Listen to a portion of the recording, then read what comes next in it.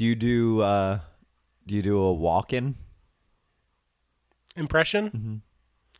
No. Okay. I want you to read this for me in your best walk-in. Once upon a midnight dreary, while I pondered weekend weary. This is a terrible walk-in. This is like if walk-in meets Woody Allen.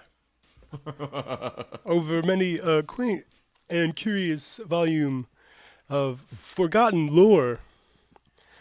While I nodded, nearly napping. Now I'm bringing in a little bit of Captain Kirk.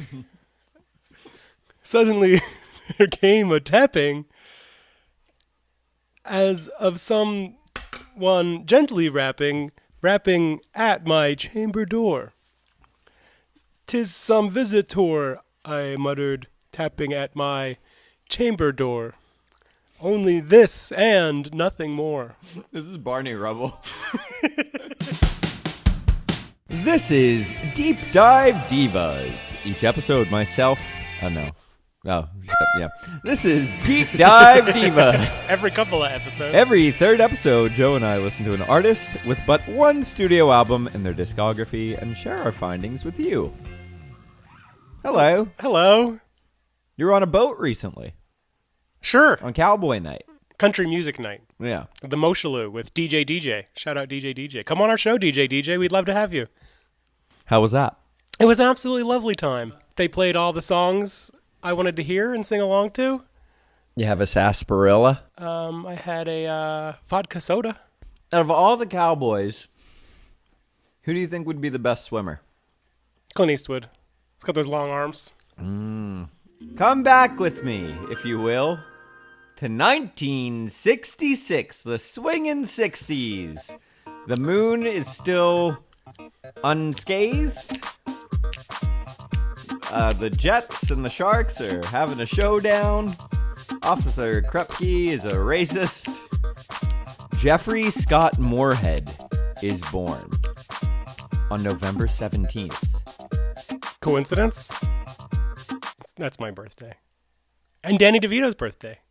Wow, the Blessed Trinity. In Anaheim, California. Whoa. Sup. Jeffrey Scott Moorhead is the only child of Mary Guibert and Tim Buckley. Not to be confused with Tim Buck2. Or Tim Harden. Who's that? He's a 60s folk singer. Gotcha. Sort of like Tim Buckley. But you get the Tim Buck2. I mean, yours is funnier. He moves around a whole lot with his mom around Orange County before that was like a super desirable place to live because his dad bounced almost immediately. And very early on, she remarries a guy named Ron Moorhead. And Jeff has a half-brother, Corey. Jeff describes their upbringing and his early life as, quote, rootless trailer trash. I don't think they lived in a trailer, though. His mother was actually really into music. She was a pianist as well as a cellist. And his stepfather is the one who introduced him to classic rock, much like Prince. Seems like a pretty good stepdad as far as they go. Pretty cold of him to call him trailer trash then. Yeah. Jeff said that he used to actually harmonize and sing with his mother pretty regularly, and it wasn't long before Corey and Ron got in on the action too, and they were all just a Partridge familying it up. Aww. They bounced around Old Orange County there. Regular Von Traps. So Orange County's interesting to me because you have like the OC, which depicts it as like ritzy, horny teens. Mm-hmm. And then you also have like, isn't it like Orange County Choppers or something like that, where it's more like the rough and tumble guys who own really expensive motorcycles? Yeah, I guess so. Never mind. I haven't seen the show. But yeah, I guess they would be expensive, huh? Yeah, I think their thing Cheaper is that than they a have car. the nicest motorcycles, you know? Gotcha. I don't think they're like, what do they call them? The Joe Sons of Anarchy? Yes. Haven't seen that either. Me And I neither. never will. Jeff finds a guitar in his grandmother's house in a random closet when he's 5, and he just starts plucking, and she's like, oh, he can keep it.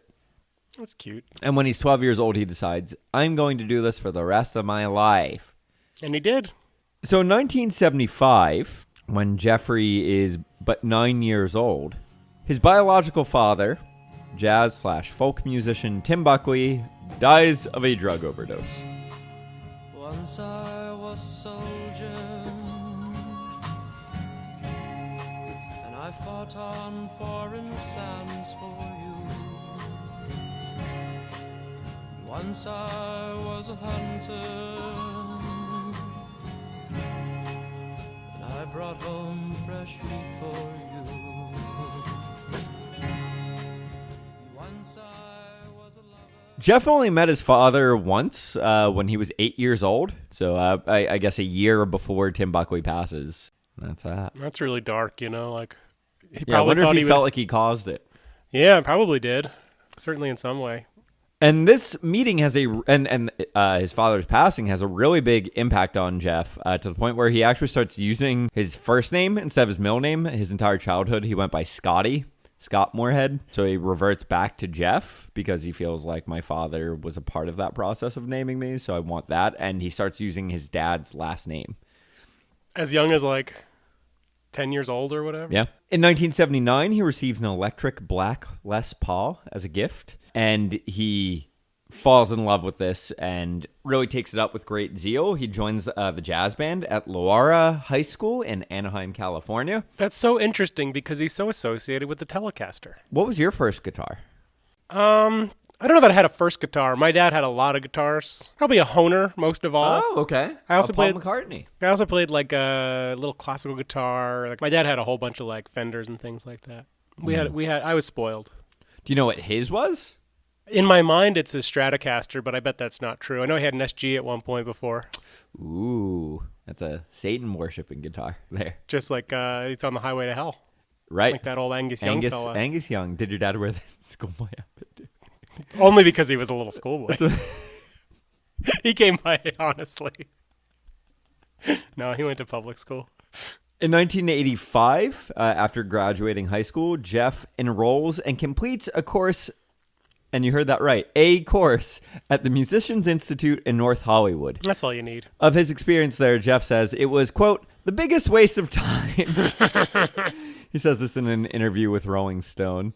And he spends the better part of a decade working in a hotel and playing with a lot of different bands, like Shinehead, which was a reggae group. Sounds terrible. He joins a funk and R&B outfit as their studio sessions guitarist. And he does collaborations with Michael Klaus of X Factor Productions, who I guess was someone in the Anaheim scene. That X Factor thing sounds familiar. Well, there was the X Factor. Maybe that's all there is to it. 5 years later, he will hop across the great prairies and great highways and skyways and byways of these United States and moves to New York City. Pizza. Where he discovers Qawwali, The bear? an Islamic style of singing from the Middle East and India. He covers Nursat Fateh Ali Khan in cafes pretty regularly, who is one of the people who made that style of singing popular.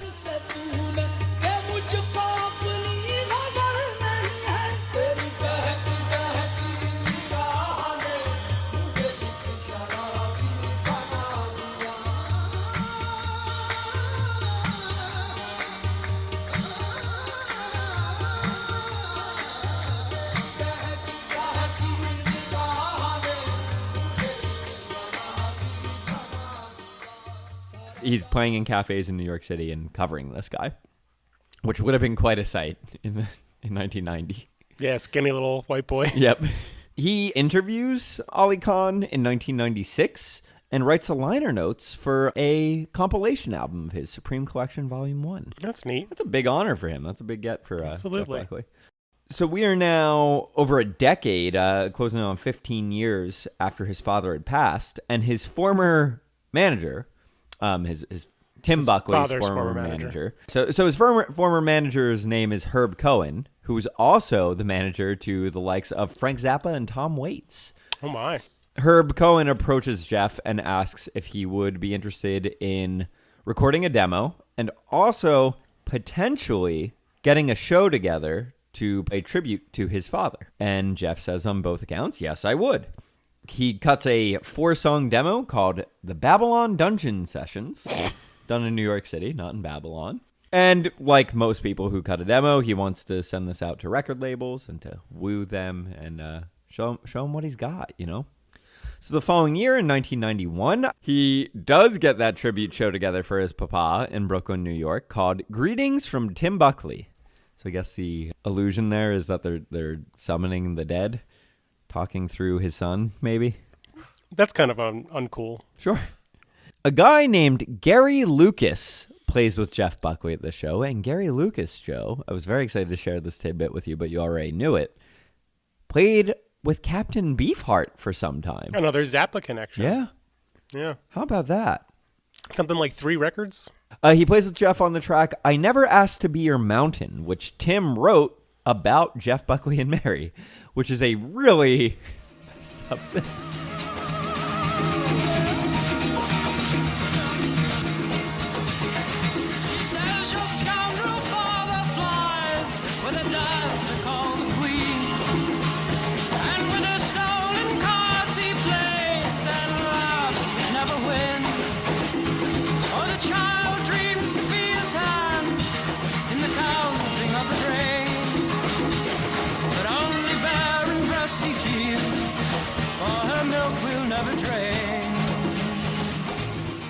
So Jeff Buckley actually wanted to distance himself from his father. A lot of people in New York City are like, hey, you're Tim Buckley's kid, and he hated that. Well, come on.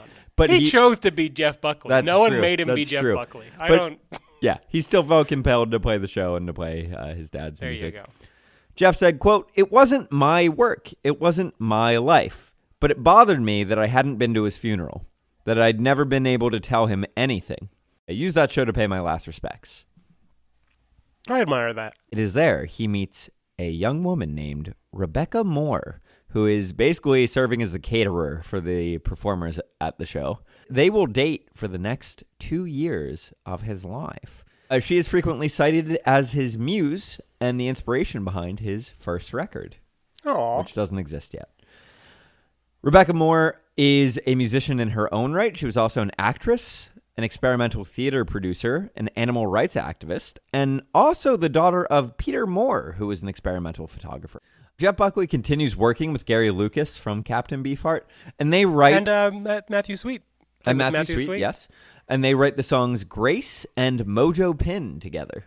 Grace is about saying goodbye to Rebecca in an airport on a rainy day. He was living in New York City at this time, but had to go back to L.A. frequently to see his mom, and he still had some connections back there. Jeff Buckley joins Gary Lucas's band, a group called Gods and Monsters. Haven't heard of it, neither had I, and they're rarely mentioned in much of anything. I think there's a movie about the guy that made Frankenstein called that. Okay.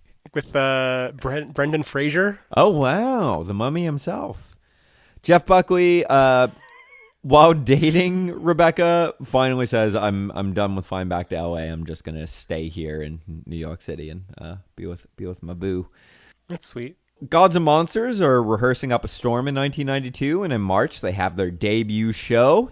They come out, they play the gig, the lights, the crack of the bat, the camera, the action, and Jeff quits the band the very next day. Probably wasn't a very good gig, huh? I guess not. So he plays at a series of clubs and cafes all around Manhattan. He's living in the Lower East Side. Today, it would cost you a fortune to live there. And he lives with Brooke Smith, the actress.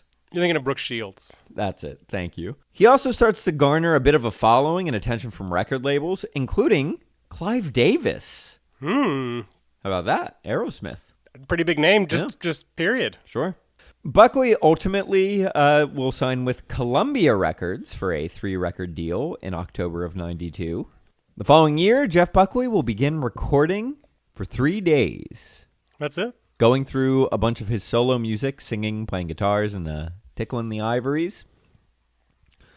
A lot of this has never been heard, what he records in these 3 days. Maybe it's because it might not be anything worth listening to. I suspect that's the case. Some of this will get used on his debut record. But before that happens, he puts out a live EP. 2 things that we will not talk about on this show. On November 23rd, entitled Live at Cine. Cine was the cafe that it was like his second home. He basically lived there. A former server there, Tia Biasi, said, quote, he would come in at 2 o'clock in the morning. The music would be over and we'd be kind of cleaning up. He would just, need to clear his head. And he would kick me out of the way and start washing the dishes. He loved to wash the dishes. We loved to let him wash the dishes, which I think is funny. Having like a depressed Jeff Buckley saunter in at 2 in the morning. Start doing dishes for free. Kick someone off who's being paid to wash the dishes just to clear his head. I think he was hitting on her. Probably. Tia, let us know how it went. Well, it was raining from the first, and I was dying there of thirst, so I came in here.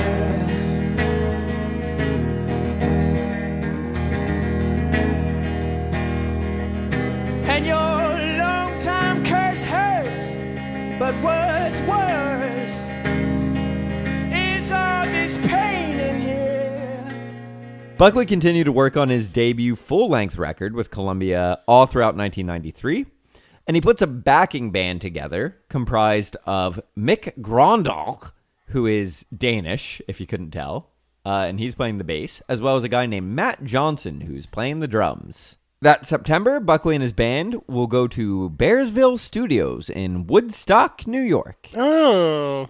Where they record the tracks for the album over the course of 6 weeks. Just like our hometown hero, Todd Rundgren. Right. Yeah. Was that Bearsville? I mean, I knew it was Woodstock. But... Yeah, Bearsville, okay. yeah. Rundgren. So recording actually gets postponed when Jeff's live record gets compared to Michael Bolton by Newsday, which is a Long Island, New York City news publication. Oh, no, not one of the most successful artists of the 1980s and 90s. They say of Michael Bolton and Jeff Buckley, quote, two white vocalists with affecting voices drawn directly from black idioms, both awkwardly reaching for a balance of emotion and technique, eventually relying on sheer voice of will over singing, flaking out. I mean, yeah. That's accurate. The vibrato is what makes, I think, Jeff Buckley's distinct. The just sort of endlessly... The vibrato.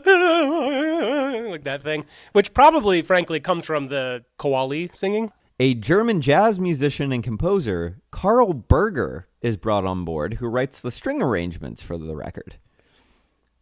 It's a big deal to have strings on your first go. Absolutely. And they're some of my favorite things about the record. Yeah. No, they do sound great. They're really they're tasteful. You can tell that they put a lot of work into it. Absolutely right. They'll come in as like a little swell. It's not just an obvious swell. They don't just play a chord or something like that. They don't just play like one little note to kind of get a cheap tug at your heartstrings. They're thoughtful, but they're not written into the entire song. They're not just there because we've paid these guys to show up either. Right.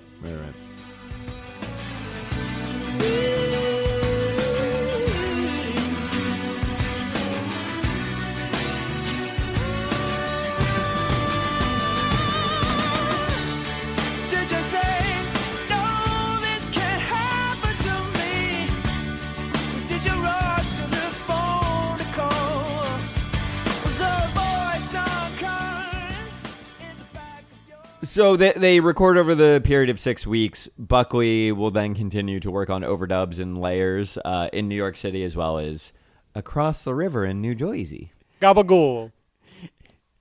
In 1994, Jeff Buckley embarks on his North American and European tour to promote the live record. So at this point, he has just put a bunch of time into this studio album. It doesn't exist yet. It's just this recording he made in this cafe so far that he is touring on. He returns from that and then tours with the band. So he brings Matt and Mick on the road on the Peyote Radio Theater tour. And a bunch of really big names such as U2's Thedge, Chrissy Hind of the Pretenders. And Chris Cornell all go out to the show and they really like him a lot. And finally, his debut record comes out entitled Grace, which again is all about his muse, Rebecca. Do you think she was jealous of whoever this Grace woman was? I think so. I get the sense that she very much knew that it was all about her. Yeah, that's rough. It doesn't sound like it was a very fun relationship. Oh, it's sad. It's sad. Yeah, I don't know. Like, it's very pretty, but it doesn't sound like they were like laughing very much. It doesn't sound like they were like getting along. You know? There's no camaraderie here. No, it's like two people that both think that the other one is hot, and I think they're expecting the other one to save them as well. Yeah, right. Grace contains 10 tracks, 7 of which are originals, and 3 are covers. You got the Nina Simone version of Lilac Wine, the John Cale version of Hallelujah, and Corpus Christi Carol, which is a choral song that Jeff Buckley sang with his high school choir. So I thought I was going to hate it.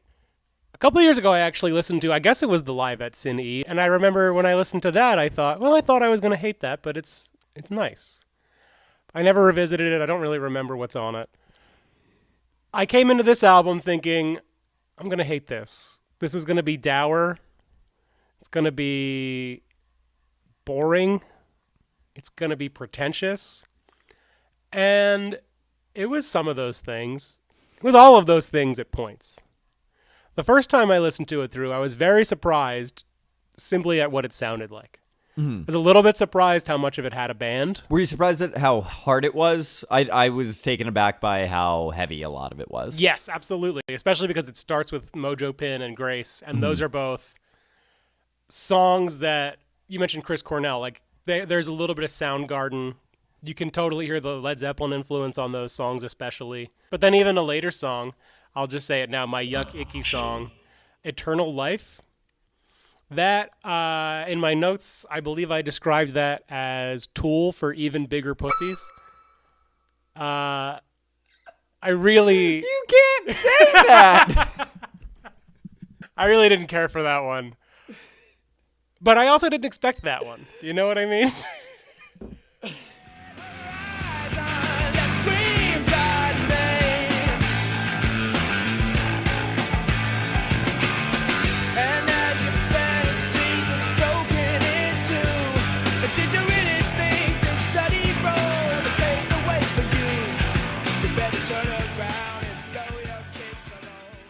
How many notable tracks did you have? 1, 2, 3, 4, 5. Wow. Okay. Yeah, I landed on 5. I actually really liked it. Half the record.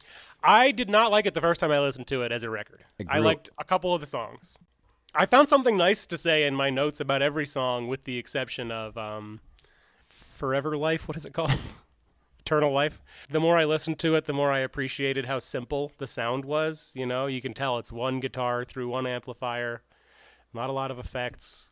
I think he's very talented. He's a good singer. Mm-hmm. It doesn't appeal. It annoys me, you know. I would say the same about a lot of his guitar playing. Like some of the solos go on for a little bit too long for me. He's very good at what he does. And he does another thing I dislike from Robert Plant. He sings over the guitar solos. Yeah. Which, like, I don't know. He's not doing that live, right? He's not going like, whoa, like, what? Come on. Pick one. Pick a lane. What is that? I've never liked that. There's a lot of choices I don't totally stand behind, but it's kind of undeniably rich music. My Yummy Yummy song, Lover You Should Have Come Over. Also my Yummy Yummy song. It's just such a beautiful song. Yep. It's one where the lyrics work. Lyrics are great. It's sexy without being like too much so. It's not really horny. No, it's not a horny song, but it's sexy. Right. It's genuinely sad, whereas a lot of the songs might hint at sadness. Right. I don't know that a lot of the songs are trying to even elicit sadness. You know, a lot of the songs are just kind of beautiful, and I think that often reads as sad. Yeah. Beautiful music is often misinterpreted, I think. He seems to take himself really too seriously Way at too times, too, seriously. and this song doesn't. No, in fact, it's maybe the only one where I feel like he's actually being vulnerable in the sense of, like, the line, sometimes a man can get carried away when he thinks he should be having his fun. That implies, like, I have character flaws. Right. In a way that most of the songs, there's a sort of guarded intellectualism. That lyric is, like, very, I don't know, like blues. Like, that's very classic confessional singer-songwriter. Broken down and hungry for your love, with no way to feed it. Where are you tonight? child, you know how much I need it.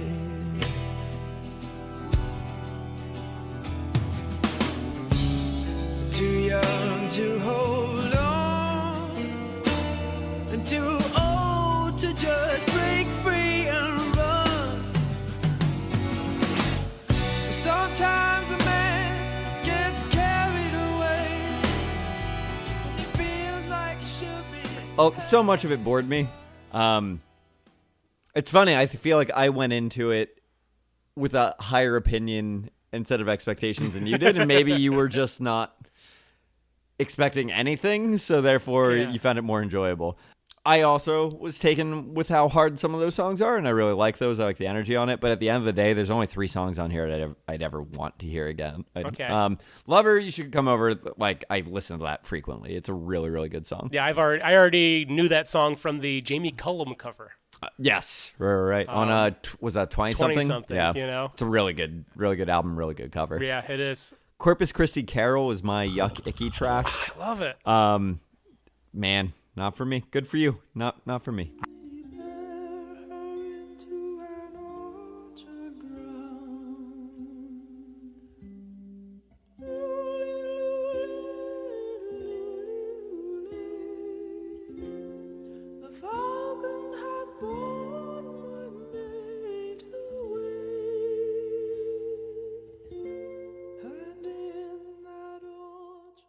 I love it because the voice actually makes sense.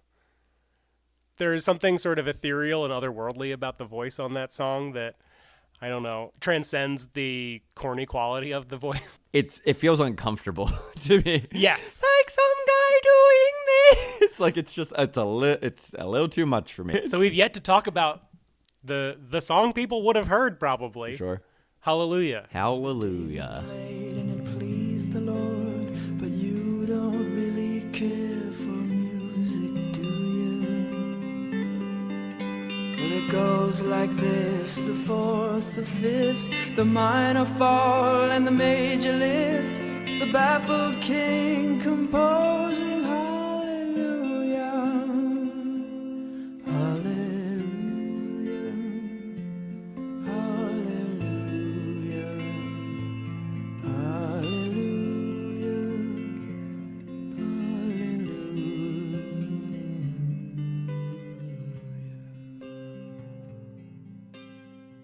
Did that make your notable tracks? Oh list? yes. Yeah. Loved Hallelujah. I know you're not a fan of it.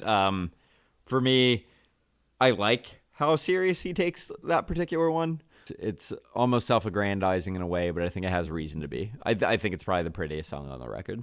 I did ultimately make my my list because as I listened to it twice since we last discussed it, I really appreciate the guitar playing so much. So far as I can tell, it's one performance straight through with some doubling provided by the reverb, maybe some delay.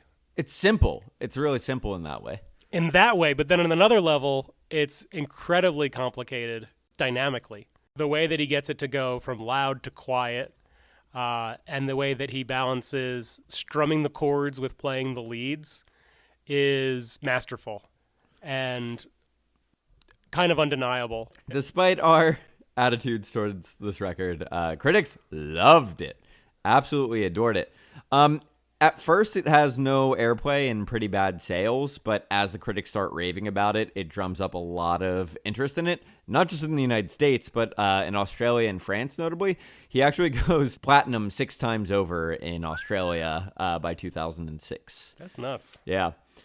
Members of Led Zeppelin really loved Grace. No doubt. Jimmy Page said that it might be his, quote, favorite album of the decade. And Bob Dylan said that Buckley was one of the, quote, greatest songwriters of this decade. David Bowie names Grace as one of his top 10 desert island records, where if you're stuck on a desert island, you got to pick an album. What do you pick? What do you pick? Certainly not this. Sure. But you're on a desert island. You're out there with your Mai Tai, Sure. soaking up the rays. We're gonna go. I have no idea. That's a ridiculous question. Quote, there's an undercurrent to his music. There's something you can't pinpoint. Like the best of films or the best of art, there's something going on underneath, and there's a truth there. And I find his stuff absolutely haunting. It's under my skin. This was said by none other than Brad Pitt. Big Jeff Buckley fan. You know. Did not expect him to. Actually, the most eloquent thing anyone has said so far about Jeff Buckley. A lot of people that we've covered on this show, you know, I listen to it a requisite number of times till I feel like I've formed an opinion on it. This is the hardest it's ever been for me to form an opinion. Mm-hmm. It's hard to hear someone who is so good at what they're doing and to just not be able to get into it. Yeah. Like you go through almost like a cycle of grief with it where you're like, am I wrong? No, he's wrong. And then are the critics wrong? Is Brad Pitt wrong? For me, maybe it's just where I'm at right now that I'm going, it's the voice. That I'm going, like, the reason I don't like it, I cannot connect with this voice. Maybe if I keep listening to it, I'll go, no, even the voice. You know? I don't know that I will keep listening to it regularly. But, like, there's something where the more I searched, the more I found to like. Still not my favorite thing. Sure. But certainly powerful. It will hit 303 on Rolling Stone's 500 Greatest Albums of All Time. Very high. Yeah, that's really, really high. There's Really a lot of albums. Yeah. There's plenty of albums you just listen to and you go, I love that. I feel like a jerk saying it, but I do wonder if so much of this praise doesn't come from the fact that he died tragically and so young. Kind of undeniably original. Mm-hmm. Like, yeah, we're saying it sounds Super like Led influential, Zeppelin, too, I think. but also just original. I can't think of anything that sounded quite like it before. Yeah. You know, and like there's bits of Wolfmother, Creed. Like there's so many bands where I was like, oh yeah, that Grizzly Bear. Mm-hmm. Like they base their whole sound around one little song Right. by this artist that only has 10.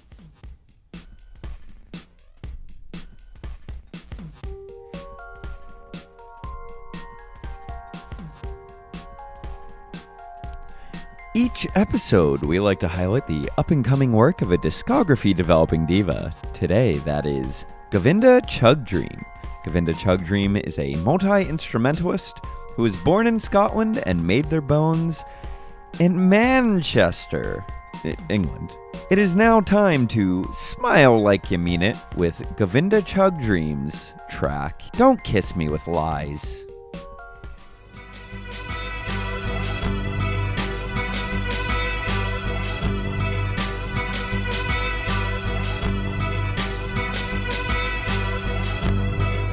Strangers collide.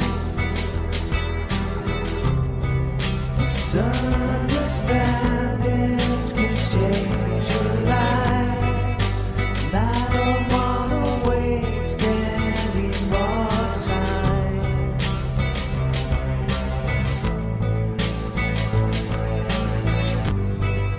Stranger days. I don't wanna lose what I have gained. I don't wanna waste another day.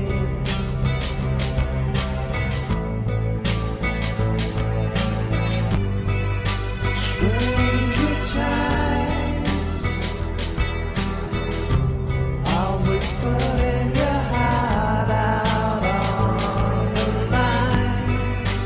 I don't wanna waste any more life.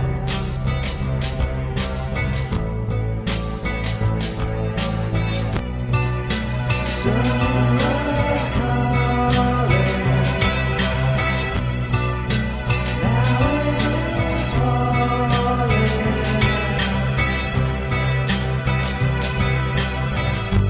Don't kiss me with lies.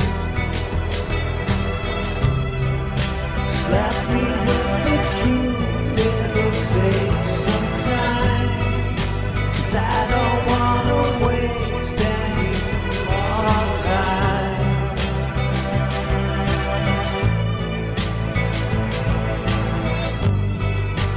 Love is small break. I don't know how much more I can take. I don't wanna waste another day.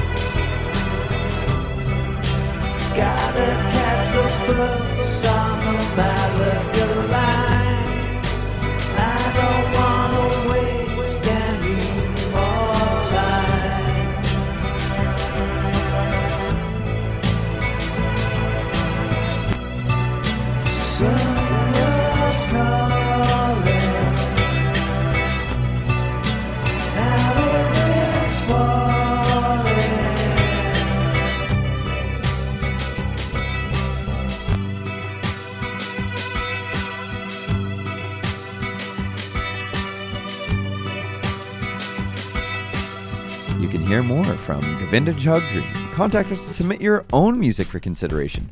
View our citations, listen to a playlist of our favorite Jeff Buckley songs, and support Deep Dive Divas by following the links in this episode's show notes. Okay, so he spends 18 months touring Europe, Canada, Australia, New Zealand, Japan, a lot of islands on there, and the United States of America. Island boy. To my TikTok heads out They're there. set at the Bataclan in France, in Paris, was made into a 4-track EP entitled, you'll never guess, Live at Bataclan. Live from the Bataclan.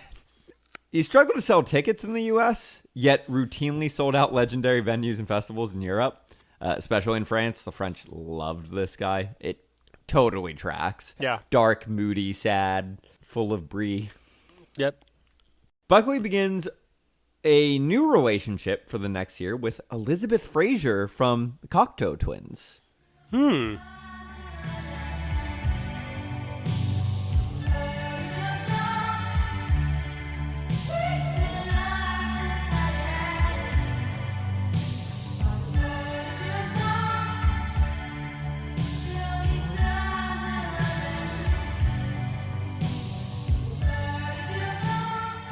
More pretentious, twinkly prattling. I like them. And they record a song together called All Flowers in Time Bend Towards the Sun. What does that mean? It's never been released on a record. Good. You can't buy this anywhere. This relationship is fairly short-lived, and he enters a new one with Joan Wasser. Do you know Joan? She is better known probably as Jonah's policewoman. Oh, I love Jonas Police. He's got cool girlfriends.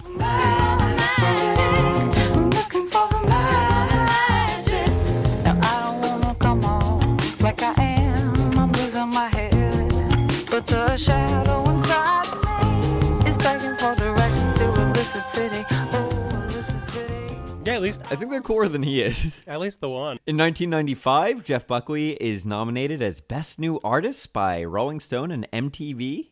He loses to York, Pennsylvania's Live.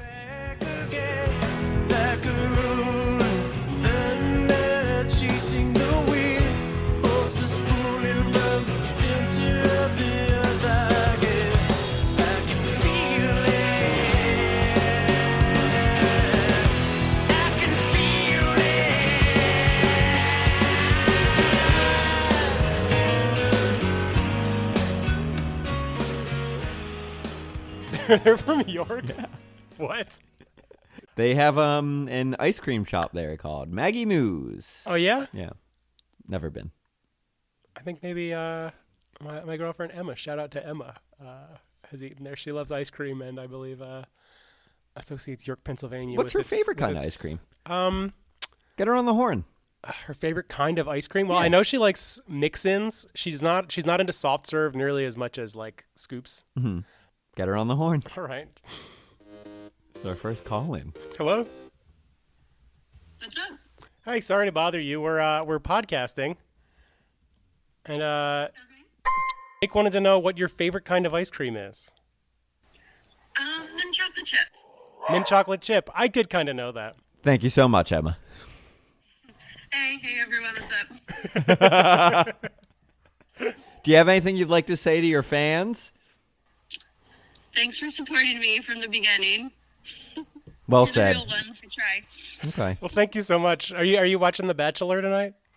I am, yeah. Not on for 30 minutes though, so I'm getting in the zone. We're just gonna Sweet, fade out sweet. here so we don't intrude on your privacy. Okay. Well, Just let you thank you have for your moment. picking up and entertaining this. Yeah, no problem. Bye, Have Emma. a nice night. You too. Bye. Love you. Bye. Love you too. Bye. Wow. A call-in, Joe.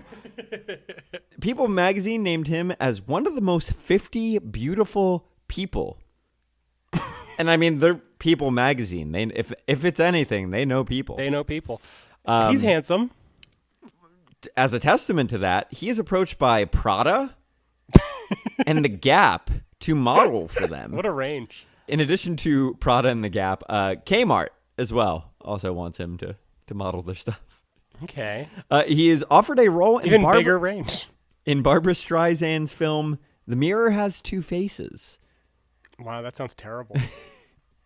1996, issues arise with Matt Johnson. They get into a bunch of kerfuffles while out on tour, and he leaves the band on March 1st, 1996. This leads to the band stalling out, and they will not play live again for almost an entire calendar year. That sucks.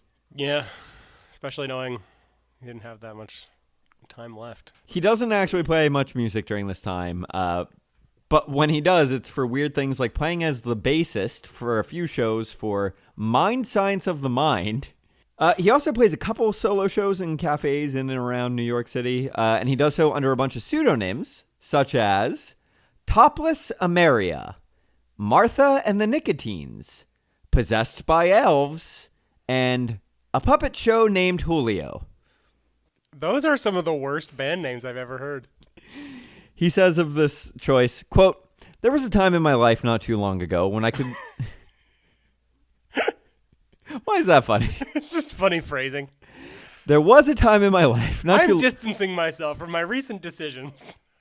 No. He's defending this. Oh, okay. Not too long ago when I could show up in a cafe and simply do what I do. Make music, learn from performing my music, explore what it means to me, i.e., have fun while I irritate and or entertain an audience who don't know me or what I am about. In this situation, I have that precious and irreplaceable luxury of failure, of risk, of surrender. I worked very hard to get this kind of thing together, this work form. I loved it, and then I missed it when it disappeared. All I am doing is reclaiming it. You see that with like Green Day and Foxborough Hot Tubs. Yeah, where I think some people, once they start to get big, it's kind of funny because he's not that big yet. He was nominated for a Grammy. Yeah. It's pretty big. Sure. David but Bowie listened to the his record. His tour got shut down halfway through. Like, it's not like he's like selling out amphitheaters or anything. You know, like he's playing probably like rock clubs and stuff like that still. So going back to a cafe is not that big of a departure. Buckley returns from tour and starts work on his sophomore album, which is tentatively entitled My Sweetheart the Drunk. That's all right. Sort of like a Bukowski thing. Sure. He's going for. He did some work on Patti Smith's album Gone Again. And Gloria. he does a little work with Tom Verlaine of Television. Yep. Who he asks to produce the next record. And they will record 4 songs together in New York City. And 2 different drummers will play on these new songs. A guy named Eric Idle and another named Parker. Wow, from the Monty Pythons? That's it. And Parker Kindred, which is a great name. Parker Kindred? Mm-hmm. The following year, on February 4th... Expensive sounding name. It sure is. Uptown. February 4th of 1997, Jeff Buckley plays at the Knitting Factory solo. One Lou Reed is in attendance, and he says he wants to do some work with Jeff Buckley. Think that over. We could have had that instead of Lulu. Yeah. The whole band plays the first show with this new lineup at Arlene's Grocery in New York City, which, have you seen this place? It looks like a bodega from the outside, and then you go in and it's a rock club. Oh, that's kind of cool. That's clever.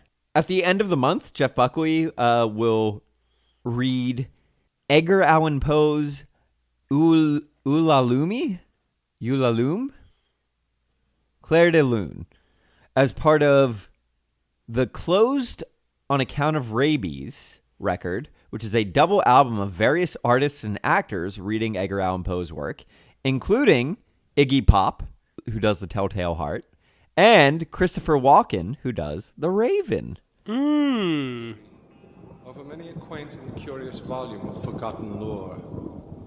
While I nodded, nearly napping, suddenly there came a tapping, as of someone gently rapping at my chamber door.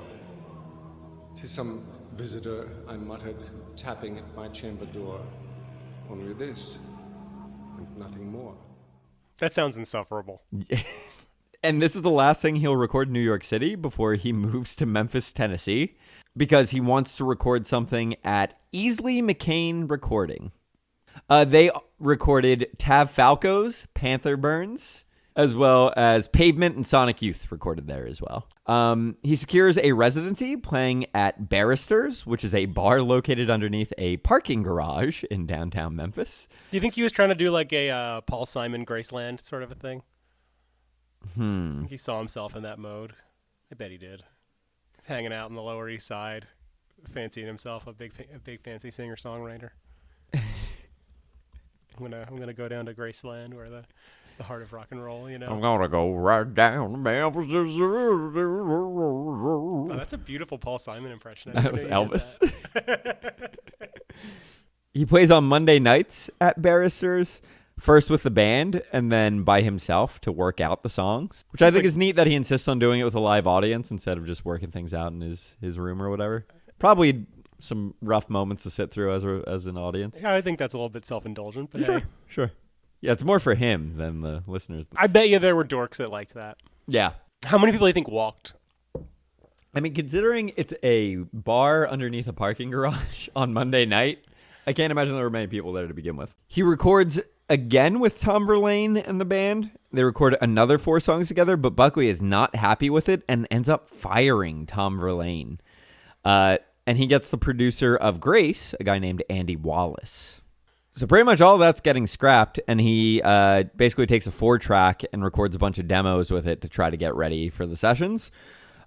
His band is back up in New York City, and they're getting amped to come on down, and they are going to head on down to Memphis to begin work on the record on May 29th of 1997.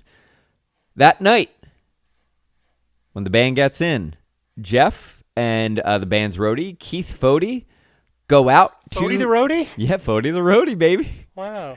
They go out to the shore of the Wolf River Harbor there, and they're, having some food. They're Jeff's playing guitar along to a radio they brought down there with them. And Jeff decides, I'm going to go out for a swim while wearing all of his clothes. So he goes out there. Fody the roadie stays on the shore. He's not feeling the water right now. And he is out there swimming around singing Led Zeppelin's Whole Lotta Love, just splishing about. Now, the Wolf River Harbor is what is known as a slack water channel, which means that there is no movement whatsoever in the tidal stream. So it's a pretty calm area of water. It's found just before the reversal of a tidal stream. So it's like before the water is going to flip in on itself. So it's a temporary moment of peace here. Keith's on the shore when he notices a tugboat going by, and he sees that it's creating a wake. So he goes to move the guitar and the radio, and when he turns around, Jeff is gone. Police and scuba teams go looking for Jeff Buckley without any success that night on the 29th. His body won't be discovered until 5 days later. There's a really the largest river steamboat, the American Queen, going down that river. And some passengers aboard it notice a body caught up in some trees, and it's Jeff Buckley. Things get really interesting here because his autopsy did not reveal any drugs or alcohol in his system, and the coroner officially rules it an accidental drowning. According to his manager, he had just proposed to Joan Wasser and applied for a job as a butterfly keeper at the Memphis Zoo. Signs that he's looking to settle down and get out of the music industry altogether. His website still to this day maintains, like, a lot of people have claimed that this was suicide or something like that. There are experts who know a hell of a lot more about what happens when a tugboat goes by a human who's in the water. And to me, a tugboat's a fairly calm sort of mode of transportation. But for whatever reason, again, also wearing all of his clothes couldn't have helped. But the water was displaced to such a degree that he drowned. In 1998, Elizabeth Fraser, his old flame, records a song entitled Teardrop with Massive Attack on the day that she found out that he was gone. She said, quote, "That was so weird. I got letters out and I was thinking about him that day just because, like, she didn't know that he had passed at that time. That song's kind of about him. That's how it feels to me anyway." PJ Harvey wrote about him on a song entitled Memphis and used a line from his unreleased song Morning Theft. Quote, "In Memphis, die suddenly at a wonderful age, we're ready to go." Sketches for My Sweetheart the Drunk is released in 1998. It's not an album, it's a posthumous album, and it's kind of cobbled together by his mom, Michael J. Klaus, who is a friend and former band member of his, and Chris Cornell. And this record goes gold in Australia. That's 500,000 copies. The following year, Chris Cornell's debut solo record, Euphoria Morning, features the track Wave Goodbye for Jeff. 2002, Hallelujah is featured in the Posse Comitatus episode of The West Wing, which earns the audio team for the show an Emmy. So well done, Jeff. 2004, Rufus Wainwright, who met Buckley when he was just starting out, recorded the song Memphis Skyline for Jeff. 2008, Hallelujah hits number 1 on iTunes when Jason Castro performs the song on American Idol Season 7. It also debuts at number 1 on Billboard's Hot Digital Songs chart, Buckley's first number 1 position on Billboard. 11 years after he had passed. So I guess I always assumed that was like a big version all along. Yeah, but no, it's more really just more in recent. our lifetime. Yeah. It became a big, or our high school experience. I don't think entirely. I think it had a lot of play internationally, especially in France. They had him do that on like 18 different TV shows there. So people did There's a like reason it was the one. Yeah, but I think it's why to you and I, it's like, that's Jeff That's Buckley. what we knew. He's the Hallelujah Right. guy. In 2021, Matthew Bellamy of Muse purchases Buckley's iconic yellow Telecaster. He used it to record a new version of the song Guiding Light, which Muse then sold as an NFT for $26,188 or 13.964 Ethereum. You came down earlier today to our basement very enthusiastically talking about Buckley's gear and how we have a, a reverb box? Yes, it's a Alesis. I think it's called a quadraverb, and we have the mini verb, something to that effect. Sure. It's a reverb unit. He has the real big fancy one. We have the little baby one. Mm-hmm. But all I knew was when I read online that he had that general thing, I had to go check. I was reading over a list of some gear website, and I was very confused as to why halfway down the page of Jeff Buckley's gear, it started telling me about Matthew Bellamy's gear. Mm-hmm. Now I know why. Because he bought his guitar. Use it to sell an NFT. Yep. What a cool thing to do. So that leaves us with today. There's currently a biopic or a biopic about Jeff Buckley in the works entitled Everybody Here Wants You. Reeve Carney is set to star as Jeff. He played Peter Parkley in the Spider-Man, Turn Off the Dark, and Orpheus in Hadestown. That Spider-Man was heard of the that. musical thing that you two did. Oh, where all those guys got like their Killed. backs Yes. split. His mother, Mary, and the manager of his estate, Allison Reykjavik, are co-producing the production. So stay tuned for more Jeff Buckley fun. What is there to? Is it really like a story worthy of a jukebox musical? It's not a musical. It's a biopic. It's a movie. But by people that have made musicals? Yes. Got it. They're not making it a musical? No. I'm assuming he's going to sing, and that's why it was important that he was, Yeah, I don't know. Is it really that kind of story? It's a huge bummer of a story. It's not really like he was that successful, I think he's just tragic, and people like that. People do like that. Any closing thoughts about Jeff Buckley? Hey, if you think you're too cool for nice music, give it a shot. It's pretty nice. Give it a couple spins. It'll grow on you. I promise it'll grow on you. You don't have to love it, but you might. How about you? You got anything to say? Well, could we say grace? 1, 2, 3. Grace. Bless us Our Father who gives us our daily bread. farts in heaven. Oh, good game.